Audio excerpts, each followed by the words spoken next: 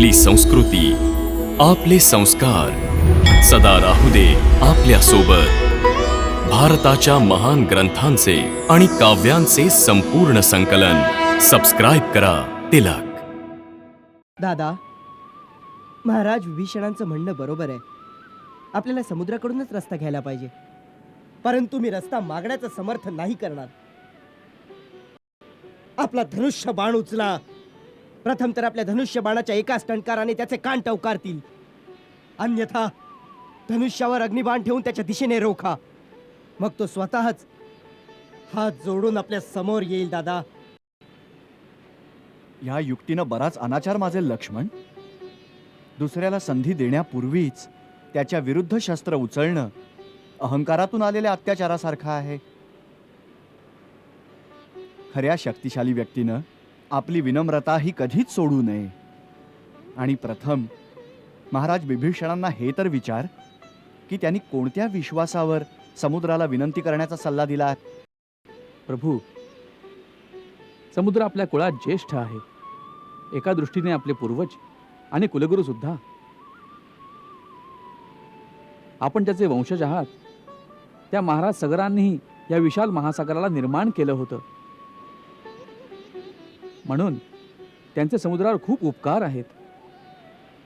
त्यांच्याच कृपेने सिंधूने पृथ्वीवर इतकी विस्तृत जागा व्यापली आहे. म्हणून मला पूर्ण विश्वास आहे की समुद्र अवश्य आपली मदत करतील आणि आपल्या सेनेला त्या तीरावर जाण्याचा मार्ग सांगतील.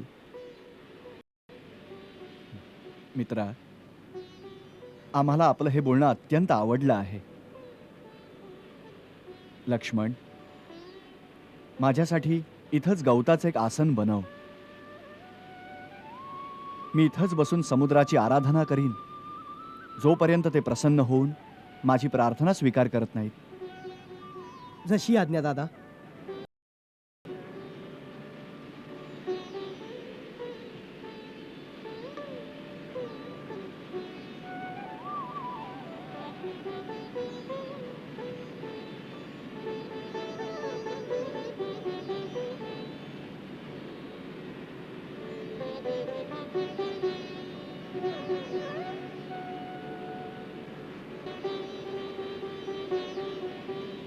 नमस्तुभ्यं जलनिधी, नमामि सरिता स्वामी. हे महासागर, मी महाराज सगरांचा वंशज दशरथ पुत्र राम, माझा भाऊ लक्ष्मणासहित आपल्याला शरण आलो आहे. हे रत्नाकर, माझे पूर्वज सगरद्वारा आपली उत्पत्ती झाली आहे. आज रघुकुलावर आलेल्या विपत्तीचं निवारण करण्यासाठी एक विशाल सेना घेऊन लंकेवर आक्रमण करण्यासाठी आपण मला आपल्या पाण्यातून मार्ग देण्याची कृपा करावी. आपल्याला प्रसन्न करण्यासाठी मी अन्न आणि जलाचा परित्याग करून इथंच बसून आपली आराधना करतो आहे. माझ्या प्रार्थनेचा स्वीकार करा जलनिधी.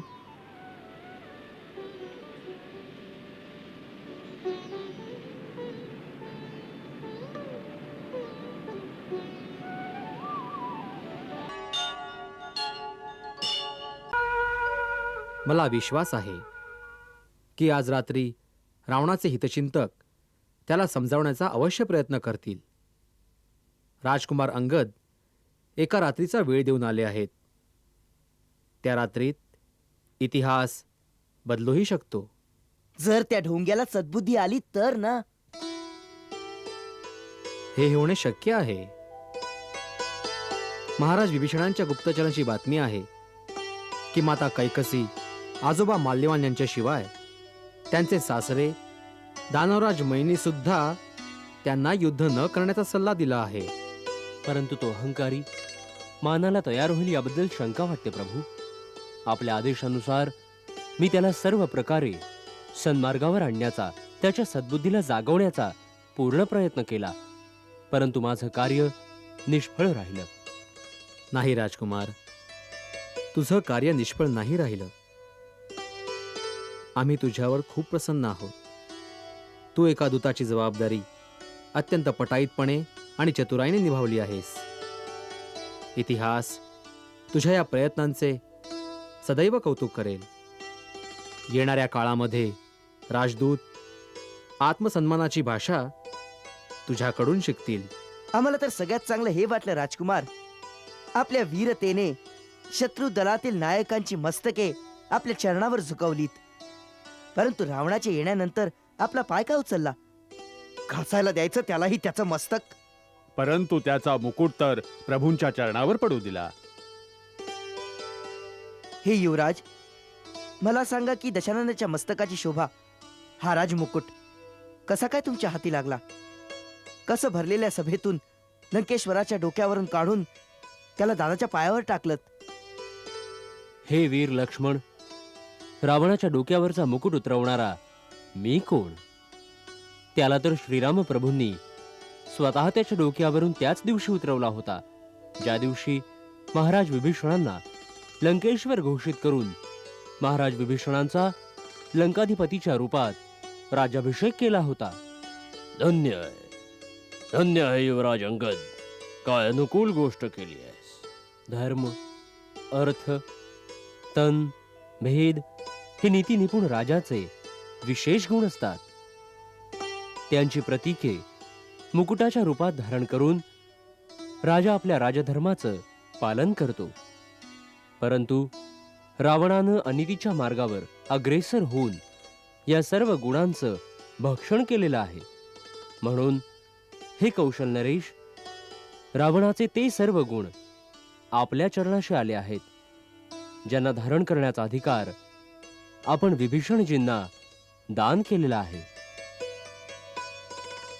अंगद सत्य सांगत आहे प्रभू. आता रावणाचे मस्तक केवळ आपल्या तीक्ष्ण बाणांचे लक्ष बनण्याचे अधिकारी राहिले आहे.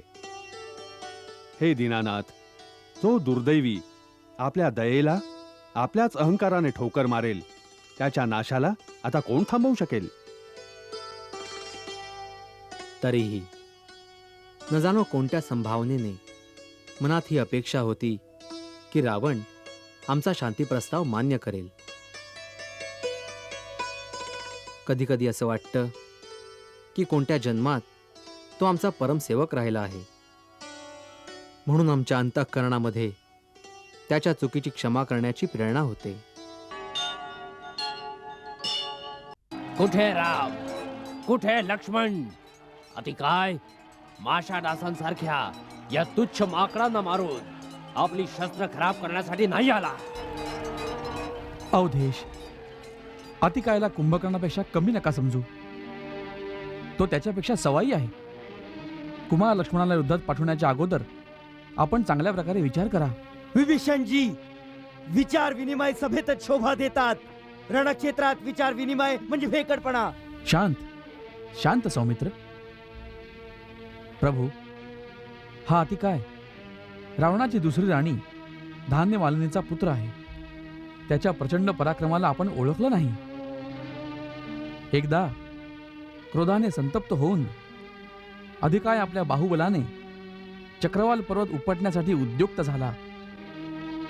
तेव्हा कैलास शिखरावरून शूरपाणी शंकराने आपल्या अग्नियुक्त त्रिशूळाचा प्रहार केला. तेव्हा या भीम भयंकर अतिकायाने त्याला खेळण्याप्रमाणे हातात पकडून उपहास करत करत महादेवाचाही मानभंग केला.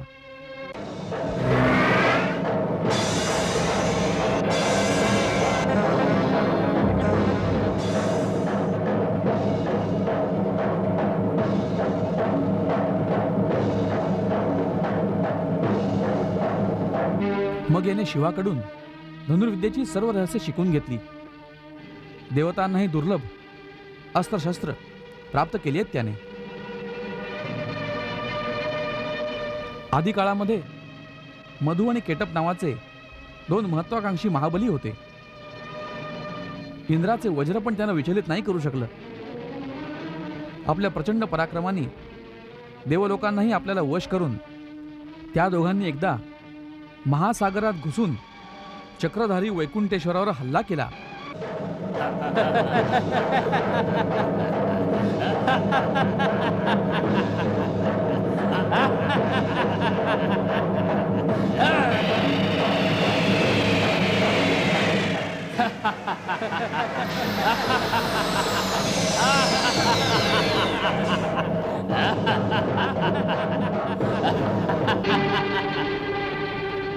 विष्णूने सुदर्शन चालवलं, परंतु सुदर्शनही त्यांचं थोडंही नुकसान करू नाही शकलं.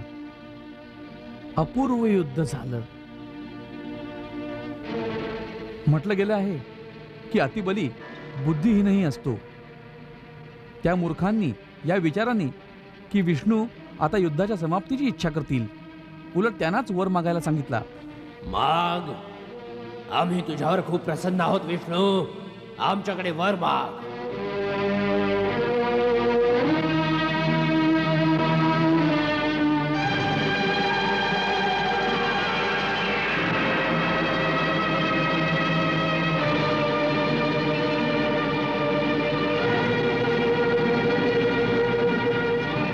मधु, कैटभ, सृष्टीच्या कल्याणासाठी आम्ही तुमच्याकडे तुमच्या मृत्यूचा मार्ग जाणू इच्छितो. आपल्या मरणाचा उपाय सांगून आपले वरदान पूर्ण करा. मानलं मायापती, आम्हाला आमच्या मायाजळात जखडून आमचा मान भंग केला. ज्याप्रमाणे वीराचा वार फुकट नाही जात, वीराचं वचनही रिकामं नाही जात, अन्य कसंही आम्हाला मारणं असंभव आहे. आम्ही मरू तर तुझ्या मांडीवर. आपला पराक्रम दाखवा परमेश्वर, आम्हाला मरण प्राप्त करून दाखवा.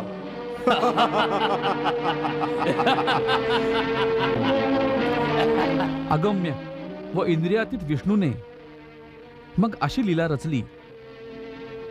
आपले पाय वर खाली सर्व लोकात पसरवले व वाढवले. मधु केटप पायात फसले. मग जगन्नियंता जगन्नाथानं आपल्या कठोर गदेनं मधु केटप दोघांचा अंत केला. मधुचा मेदा या पृथ्वीवर सर्वत्र पसरला, म्हणून ही पृथ्वी मेद्रिय नावाने विभूषित झाली. हे पुरुषोत्तमा, तोच परमपराक्रमी मधु या युगात माझा ज्येष्ठ बंधू कुंभकर्ण होता. तसाच अतिबलशाली ब्रह्माजीकडून अभेद्य कवच आणि देवदुर्लभ शस्त्र मिळवणारा केटप हा अतिकाय आहे, जो कुमार लक्ष्मणाला रणभूमीत आव्हान करत आहे. त्याच्या पराक्रमाचा वृत्तांत ऐकून त्याला घाबरून त्याचं आव्हान नाही स्वीकारायचं. सुमित्रानंदनाचे शौर्य आणि साहसावर शंकित नका हो बंधू विभीषण. आपण लक्ष्मणाचे वास्तविक रूप आणि त्याच्या शक्तीबद्दल काहीच नाही जाणत. जरी ब्रह्मा, विष्णू, सुरेश, महेश, अखिल ब्रह्मांडातील सर्व शक्ती एकत्रितपणे येऊन युद्धासाठी ललकारतील, तरी सुद्धा धनुर्धारी एकटाच त्यांचा सामना करेल. क्षमा प्रभू, मी लक्ष्मणाला भयभीत करण्यासाठी हा वृत्तांत नाही ऐकवला. केवळ त्या आततायी अतिकायाच्या बलसामर्थ्याचा अनुमान लावून त्याचा सामना करण्याच्या उद्देशानं त्याच्या शक्तीची माहिती आपल्याला दिली. केवळ एवढी विनंती अवश्य करीन की वीर कुमाराला एकटा नका पाठवू. नाही विभीषण, त्याने लक्ष्मणाला एकट्याला आव्हान दिले आहे. परंतु परंतु अतिकाय आपल्याबरोबर आपले महाबली भाऊ त्रिशरा, नरांतक, देवांतक, सेनापती अकंपन आणि महापार्शप्रमाणे महारथी आणि महायोद्धे घेऊन आला आहे. तो समस्त भूमंडलावरील राक्षस शक्ती एकत्रित घेऊन आला असे ना का?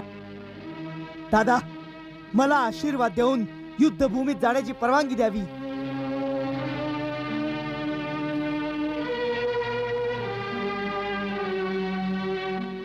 विजयी हो.